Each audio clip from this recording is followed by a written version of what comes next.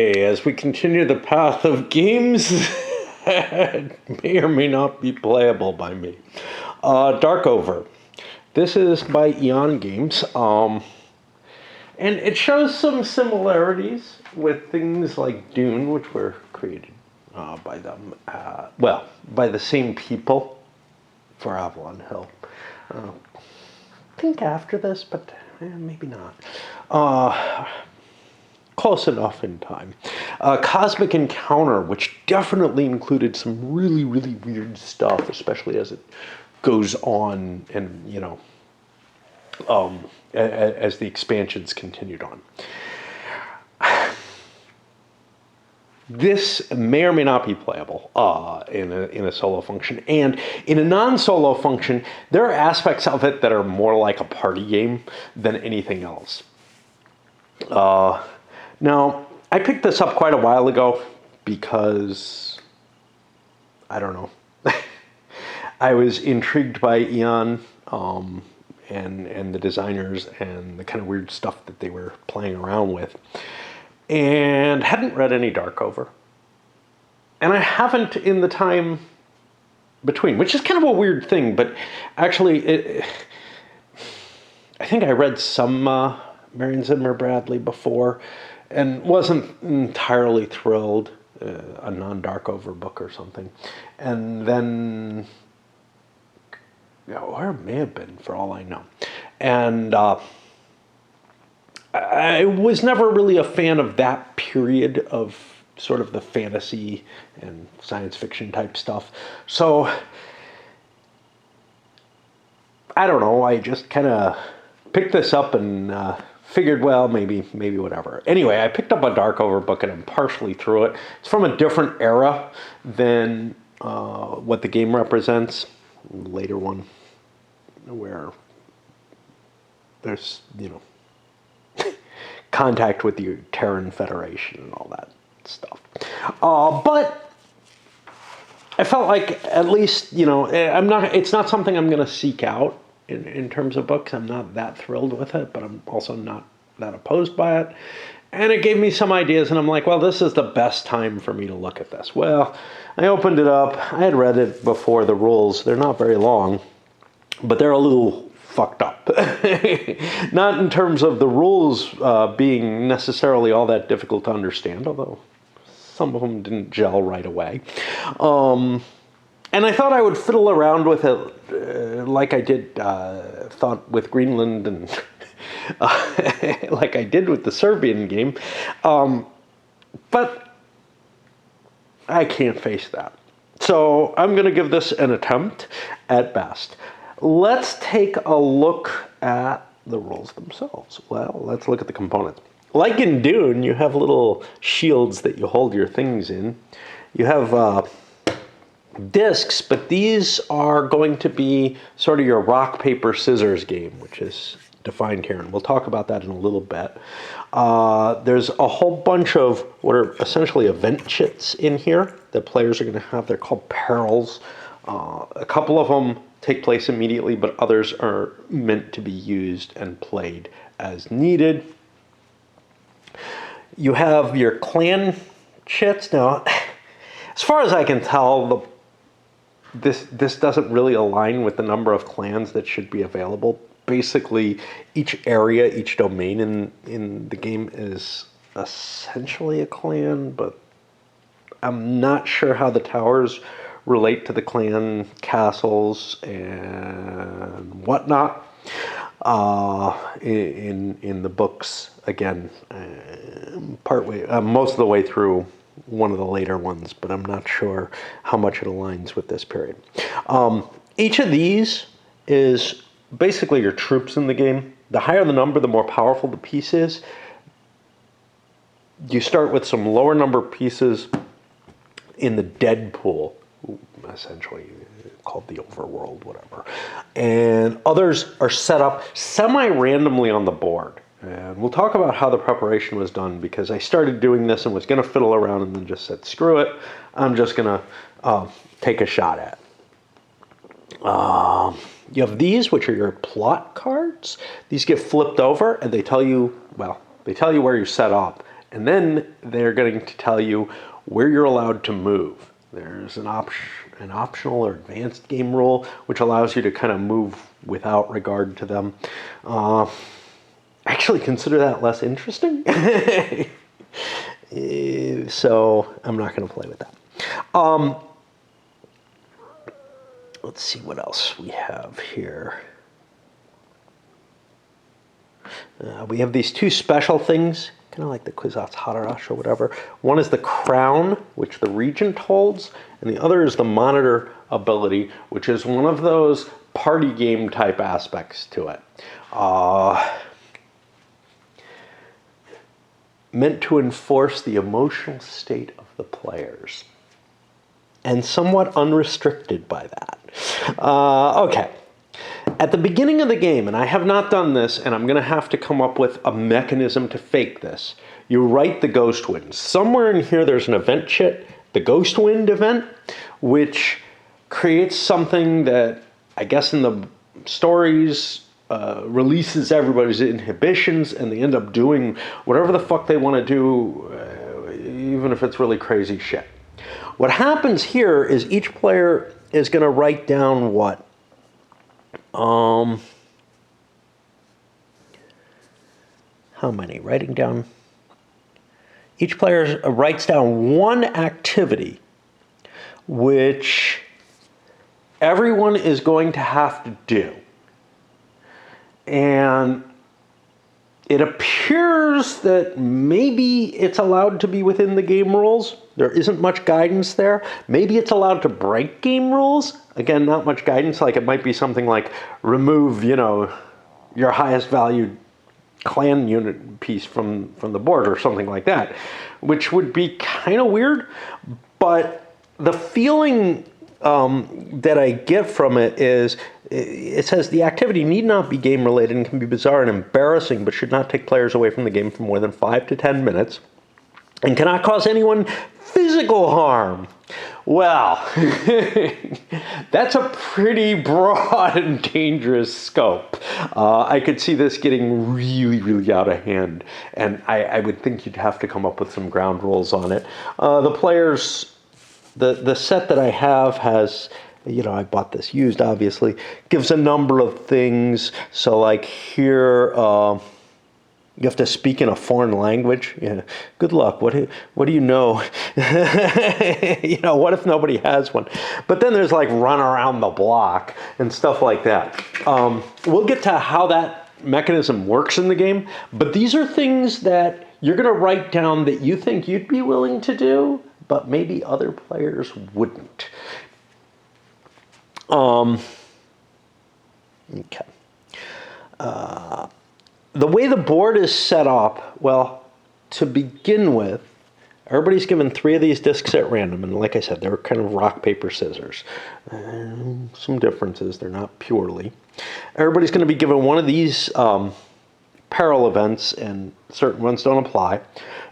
And then everybody's chosen a piece, and they put their highest 3 pieces in the tower of that area that's picked.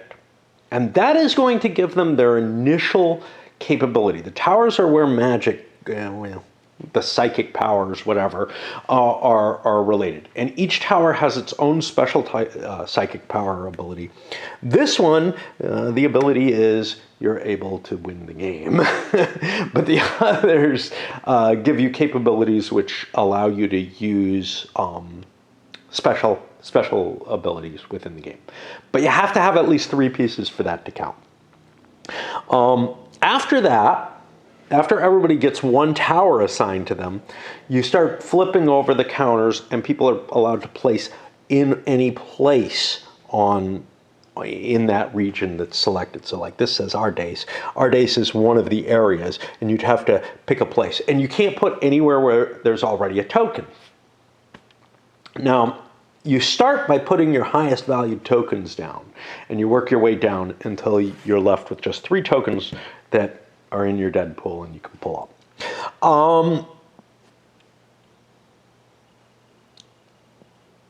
There are castles, which are special and will allow you to generate more of these pieces out of your dead pool or generate those event chits for you. And there are the towers, which seem valuable, but you can't get enough pieces to get any kind of ability out of them. So, you know, parking in one seems like a good idea, but who knows what else. And then there's a bunch of blank spaces. And what there is not is anything that shows up in the center here. That's up for grabs at the beginning of the game. If an area ends up completely filled, I guess you just keep drawing. Then whoever played last ends up, whoever got the last pick of all, ends up being the first player. And because I do things counterclockwise instead of clockwise, I've arranged things a little differently than they announced, but the monitor is supposed to be the player before them, essentially, and the crown the player before that, each of which have their own special abilities. The play of the game itself is not too complicated. So the goal is to get the Keeper's Tower during the Wars of Succession. This begins when any player has the threshold number of tokens in the tower at the end of the turn.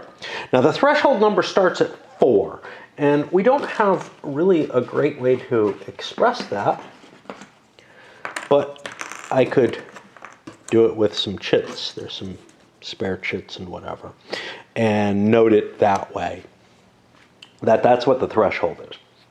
Now, in order to win, once a War of Succession is started, somebody's got enough pieces in the threshold, they have to survive everybody else going, or one other player trying to attack them with one less than the threshold number. So if the threshold number is 4, if somebody attacks you, you have to still have 3 pieces in the tower in order to win the game. And you will win immediately as soon as they fail to attack you, fail in their attack. If no one attacks you, you just have to wait until everybody's gone.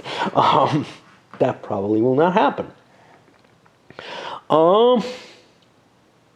The psychic gifts are the Laren. When you have 3 or more tokens in any tower, you get that special psychic gift. And on your turn, there's a sequence of things you do. First thing you do is you get power collection. Now, you start the game with 3 of these discs, but you start every one of your turns drawing up so that you have 3 discs at the beginning of your turn. These can get expended. You can also, I guess, get kind of stuck with a set if you're successful, and that can be problematic as well. Then you do the clan and peril collection. This is not done on your first turn. For each castle that you occupy, you can take either 2 clan tokens, 2 peril chips, or 1 of each. And first you draw the clan tokens you want, and they're placed in any towers you occupy, except for the Keeper's Tower. Then you draw peril chips 1 by 1, looking at each as you draw it, and you take it behind your screen unless it's the fire or ghost wind, which are immediate events that take place. Okay. Then you get your movement stage. You flip over the top card of this, which gives you a province or whatever. You're allowed to move any tokens that end in that domain, or you can elect to either end in the Elachrilin or your home domain. Now, your home domain is the one that you started with a tower in. This is going to be kind of painful to express because seeding does not necessarily put you next to where you're going to show up. And so, like, this is red's home, this is yellow's home. These domains they can always fall back in as long as they have a home domain. Eventually, they might end up going into exile and not having a home domain. And that's something, there's not an easy way to track that, any of this. I'll probably have to write it down. Okay, so you flip over the top card, and that tells you where you can go. But whatever decision you have, you cannot end movement with any of your pieces in more than one domain. You're always allowed to move a single token. For each tower that you have with 3 or more tokens at the start of your movement, you get to move an additional token. You may not move a token more than its numerical value. So these guys are really slow. Each tower, castle, or other area counts as 1 towards a token's movement total. You're going to be moving area movement. I guess this water doesn't count. And you can't cross into the exile. And you just move from space to space. To move a token into an area occupied by another player's token, you must stop there. Now, remember, you cannot end your move in 2 different domains in 1 turn. So you can't attack someone. If someone's in your way in a province that you're not allowed to enter, you cannot move into their space. At least that's how I read it. After you've moved whatever tokens you're going to move, you must battle any opponent who co-occupies an area with you. They will be the defensive player. You choose which battle to fight first if you have to fight several. A battle is going to be all of one player's tokens in the area and an equal number of the opponent's tokens. So whoever has the lesser number, they determine how many tokens are going to fight. The highest value tokens are always the ones picked to fight first. Once the battle is resolved, if both players still have tokens in the area, they'll battle again. Okay. There are 2 phases to battling, dueling and spelling. First is dueling. You pick one of these rock, paper, scissors things and play it face down. If you have no power disc and must duel, you immediately get 3 new ones so that you're able to fight your battle. What does that remind me of? That reminds me of Cosmic Encounter, where if you don't have any combat cards, you throw out your hand and you get a new hand to allow you to play in that. When you play the discs, sword defeats keeper, keeper defeats starstone, starstone defeats sword. It's rock, paper, scissors, man. However, if both players play the same thing and it's not the starstone, then whoever's tokens have the highest total value win the battle. Okay, if dueling players both play starstones, they have a psychic contest. And this is this is one of those, wow, I'm going to have to come up with a mechanism for this. The offensive player calls out a word or short phrase and begins in a moderately paced regular cadence, a count of 30 following each number with the word or phrase. The defensive player must immediately join in and they count together. You could also call silence and you just count silently staring at the other person for 30 seconds. If either player sees the other falter by breaking eye contact, smiling, laughing, missing 2 consecutive counts once the joint chant has begun, snap fingers, tap the table, indicating victory. If neither player breaks concentration before the count of 30, the player with the higher total value of tokens will win that battle. There doesn't seem to be any dispute mechanism here, so I don't know how well that's going to work, but I got no way to play that out and test it in a solo game. What I'm thinking is I'll probably come up with something where, you know, I roll a die on a 1, the attacker wins. On a 2, the defender wins. On a 3, they tied. If they do tie, then it goes to the numbers on the discs. If you win the duel, you keep your tokens in the disputed area and you return your power disc behind your screen. If you lose the duel, you discard your power disc and remove your defeated tokens from the disputed area to the overworld off the board. Okay. The loser, however, has the chance to cast a psychic spell from the overworld. If you lost the duel, you may call out a psychic spell and gather as many Apparel chips as you wish with the numbers 0 to 3 on them. That's not one. There's one. If they have a number, I guess they count as that. And we got one with a 0 on it there. From behind your screen and hold them in your fist over the board. Your opponent, whose winning clan tokens are still in the disputed area, can do likewise in an attempt to defend against your spell. You both release your chips simultaneously. If the player defending against your spell plays at least as many total points as you do, their defense is successful and they don't lose anything. If not, however, they lose the tokens which were involved in the duel to the overworld. Spent spell chips are discarded either way. And then the battle will continue in the area until you're the sole occupant of the area where you have total.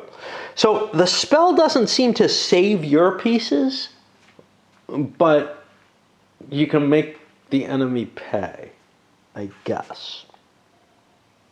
Okay. Special events.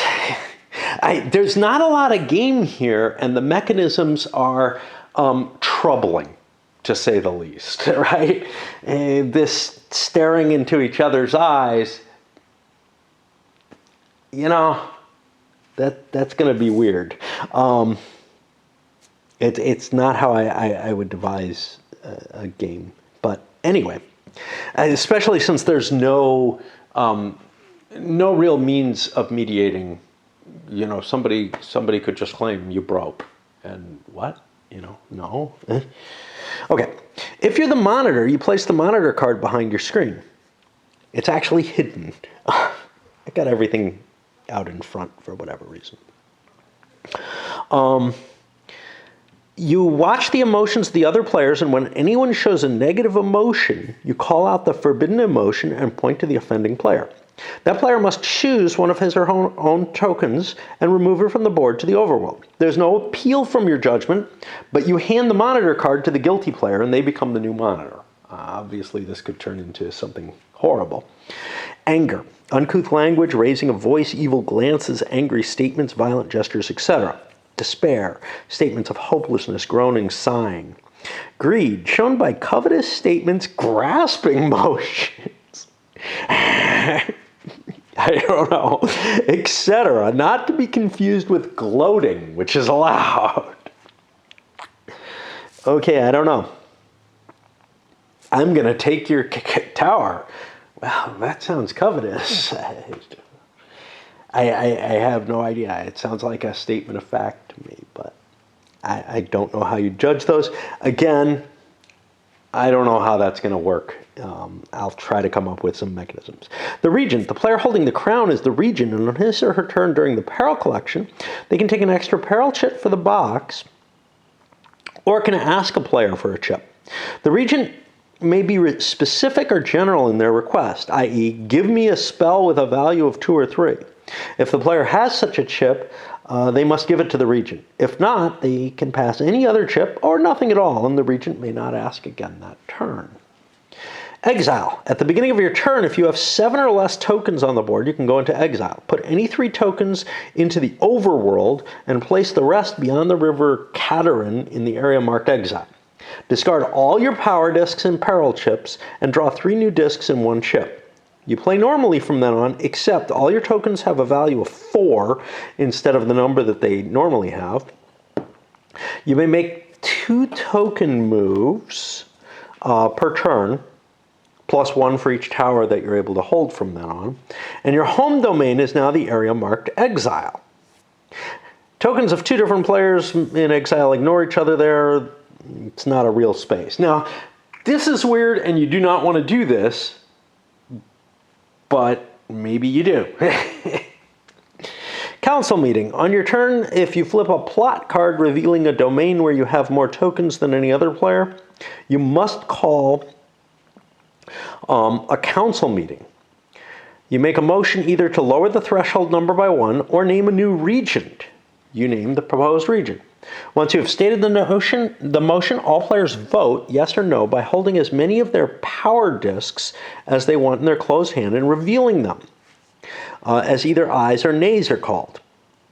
Each keeper counts as 3 votes, each starstone is 2, and swords don't count as anything. The current regent can decide the ties, and the vote outcome is binding on all players. Now, there may be value in grabbing the regent. It's a powerful position, but there's another factor. You may not want to reveal what your chips are. Wars of Succession and winning the game. You begin the War of Succession, or a War of Succession, by ending your turn with the threshold number or more tokens in El Halin Tower. The threshold number starts at 4. The next player must choose either to battle you there or to just pass their turn. If player passes all the way back to you without a battle, you win the game. However, if a player chooses to battle you and that player cannot reduce your tokens to below the winning number that turn, you win the game. If they remove you, however, and remain with at least the winning number of tokens in the tower. Now, that's got to be fucking hard to do, okay? That has got to be hard to do because you're only allowed to move a number of tokens equal to the number 1 plus the number of towers you hold. So, yes, the threshold can be lowered, but at least at the start, it's going to be really, really fucking difficult. The winning number of tokens, remember, is 1 less than the threshold, though. The threshold is how you get in there. The succession passes around until either a winner is declared. Oh, I'm sorry. If he or she removes you, however, and remains with at least the winning number of tokens in the tower, now that player will have the win unless reduced below that number on the following turn. The succession passes around until either a winner is declared or a turn ends with El Halin Tower occupied by fewer than the winning number of tokens, in which case the War of Succession ends and someone has to restart it to have a chance at winning. Peril chits. All peril chits once played are discarded face up except the Ghost Wind and the Fire. When either of these is played, it and all other discarded chits are flipped over and mixed back in with the others. There are 8 types of peril chits. We will talk about those in a moment, but I need a little bit of a break. And let's work our way through the peril things. Like I said, the psychic spells, they have a number on them, and you're used after a duel to see if the winner loses their pieces too. The Ghost Wind. This is played face up as soon as it's drawn. I have no idea what it looks like when it's drawn. One of the activities written down at the start of play is picked at random and read aloud. Players now decide whether or not they'll perform it. And they indicate this decision with a token in their hand. Players open their hands simultaneously. All players who vote no must withdraw all their tokens to areas within their home domains not occupied by other players.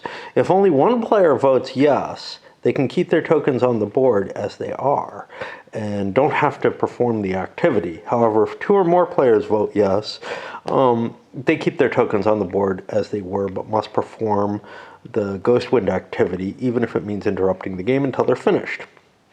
And they give some examples here. Ghost Wind is only performed by those players who vote yes. Once performed, play resumes where it left off. This is a little weird because some of it, like there's 2 different things here. So players must crawl around the room barking like a dog. That could be for a few minutes and probably, would be pretty easy for most people. I'm a lot more worried about other things being chosen. But players must wear their shoes on opposite feet for the rest of the game. That's one that's not just the 5 minutes, and conceivably that could actually cause harm. How long is the game? What's going on? If you're running around the block with your shoes facing the wrong way, it makes it more likely to trip, whatever. I don't know. What I'm probably going to do is I'm going to basically say each player writes one that they're perfectly willing to do and that most other players will probably do. So it probably has no effect. But there's some chance that something is just out of the limits of what somebody will cope with. And, they're just not willing to do it. And then they'll refuse. I cannot imagine anyone would write one that they're not willing to do. No, I can imagine. Never mind. Okay, Cherry. If you draw this chip, you may play it upon going into exile or any time you are in exile. It makes your tokens worth 10 instead of 4 for the rest of the game. If you have this, it's a reason to go into exile. If you don't have it, exile looks pretty iffy. Fire.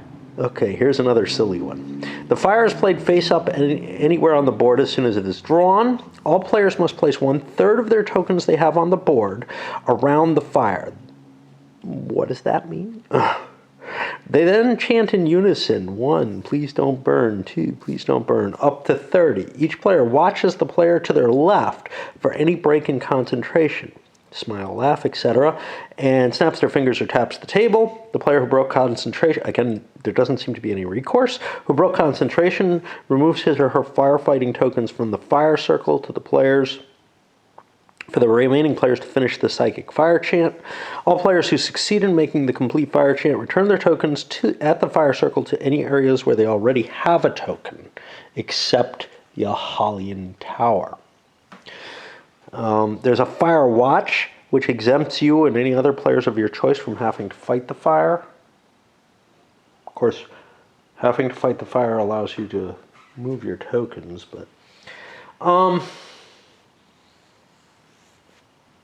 yeah.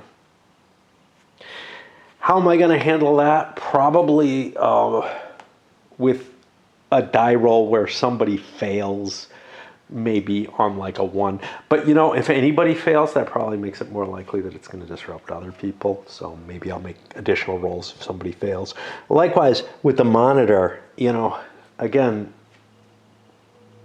I may just kind of randomize some kind of decision of where it takes place.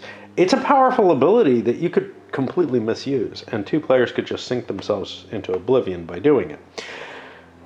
I would suggest probably that's not a good idea, but if somebody's about to win the game, you monitor them for being about to win the game. You know, why not? And again, it doesn't feel like sufficient thought was put in. Because there is no restriction, and in some ways they even state there is no restriction. Okay, the Sword of Shara and Sword of Aldenes, these are played when you lose a duel before psychic spells are cast, causing the duel outcome to be reversed. But if your opponent then plays another of these swords to reverse the outcome so that the duel, the entire planet's mass energy field is tapped, risking total destruction. The top disc in the power pile is flipped over. If it is a sword, the game ends immediately. In this case, the winner is the player with the most tokens in the overworld. Storm, play at any time on any area except Ahalian Tower. The storm prevents any tokens from entering or leaving the area during each other player's next turn. After that, discard the storm. The kite, this allows you 1 extra token move to any area, disregarding any plot limitations, single destination limits, or token value limits. Token value limits? Oh, how far, how many spaces it can move. Okay, again, each of the towers gives you a special ability. What are those special abilities? The Alderan Tower is the gift. Some of these I'm not sure I believe, because the book I'm reading, at least one of them I think feels wrong. Like, it feels like they screwed up and got the wrong one. I'm just going to play with these as written, but I'm not convinced that, like, they got them right, or maybe things have changed, but I don't know. The Alderan is the gift of teleportation. You can make an extra token move during your turn, and your tokens are not limited in movement by the value or by blockades. They may teleport to any area in the selected domain. That's pretty powerful. One of the things that, you know, appears the game can really do is to kind of prevent pieces from moving through areas. The Aelard, this is the gift of presence. Each of your tokens is doubled in value for movement and duels. Certainly the movement is a powerful option. The duels, well, yeah, would be as well, but, and, you know, the 9 is an 18, which is incredibly big, but whatever. Alton, the gift of possession. You may move another player's token up to its value instead of one of your own moves. You may do this only once per turn, and the ending point of that token's move may be any domain, regardless of your other moves. So you can clear a path.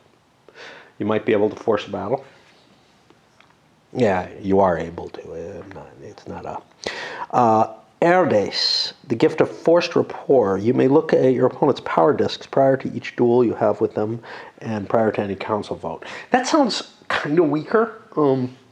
Certainly you can ensure that you don't play a bad token or something with that knowledge, but that seems like knowledge that you're going to perhaps gain on the players anyway. And I think that's the out in the book that I'm reading, so that's why I'm kind of weirded about it. Haster, the gift of the living matrix. During duels and council votes, you can change your power disk to any type before it's revealed, simply by so naming it. Okay, so this is really powerful on the vote things, because you can make it the one that's worth 3 or whatever, the one that's worth more. But in combat, if you know the enemy's disk, you can take advantage of it, but you're not able, the revealing is simultaneous. You're not able to, you're just able to use any disk that you like. You're not limited by your disks. What it does mean, though, is that you can always vote your maximum, because your disks can be whatever you like, as long as you have this power. Remember, you can lose your tower and lose your power. Much like in Cosmic Encounter, Dune has some powers that are related to locations, but CE is, the powers are related to how many planets you hold.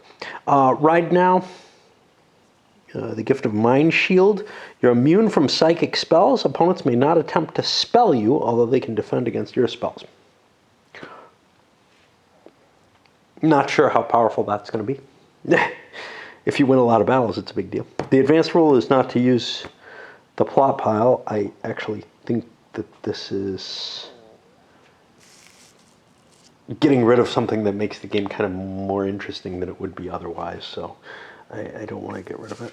And then there's some information about Darkover, and then strategies on how to use the different capabilities, whatever. I find those things useful. I might not agree with them, but I find that kind of discussion to be obviously the the about the world is kind of important, but the assumption, I think, is that players are not like me, and they would have bought this and played it only if at least the person who picked it up was kind of familiar with the world. You wouldn't just pick it up because, like, Eon makes some interesting games. But whatever. But the strategy hints are particularly interesting to me because they kind of give you an idea of at least what some people thought was reasonable things to do within the game and reasonable ways to use the different gifts and whatnot. And those may not be obvious. I find that games that don't give that kind of information are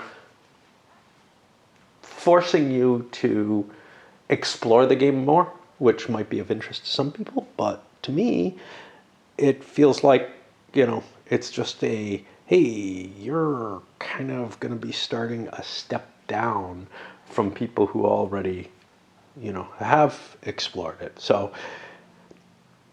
then the burden is like on people who've already played it to share their knowledge, or they're going to kind of be taking advantage of other people and whatnot. And to me, it's important to give some hints like this when somebody's going to start playing a game.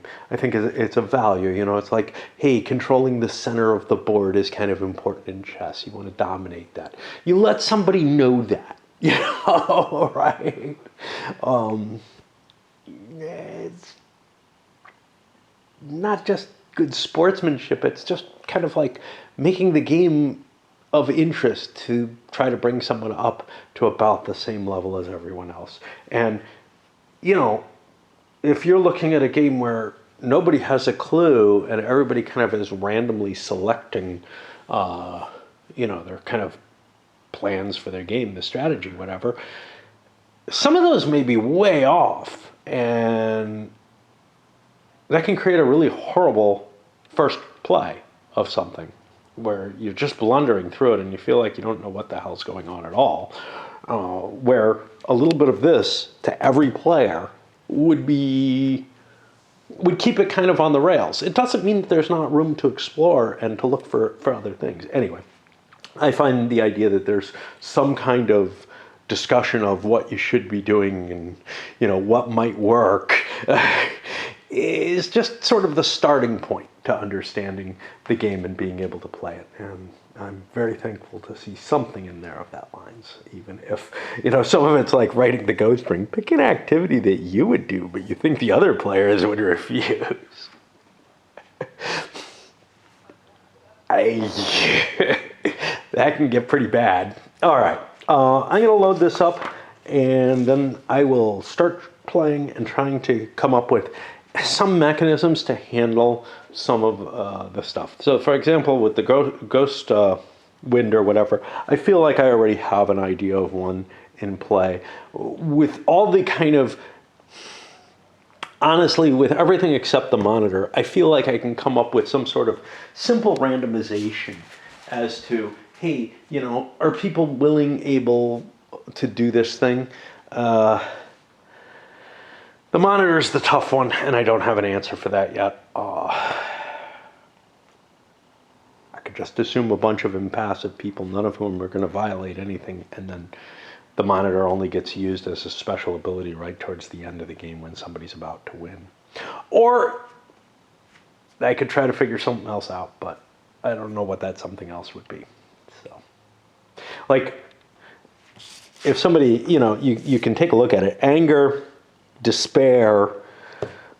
If somebody suffers a big loss, maybe there's like a 1 in 6 chance that they will do something that the monitor might call out. And then it's up to the monitor to decide if they care, right? But here's the whole thing. The monitor always has the final decision.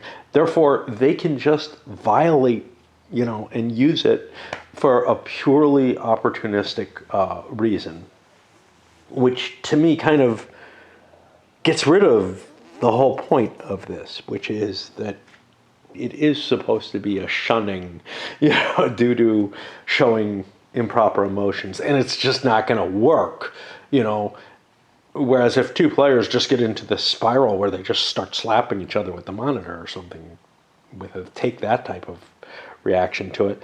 I mean, obviously that's not what it's about, and there's no recourse. There's no, hey, let's vote on this or anything. And even if there was, that would get tainted if it didn't give some instructions that the player actually should be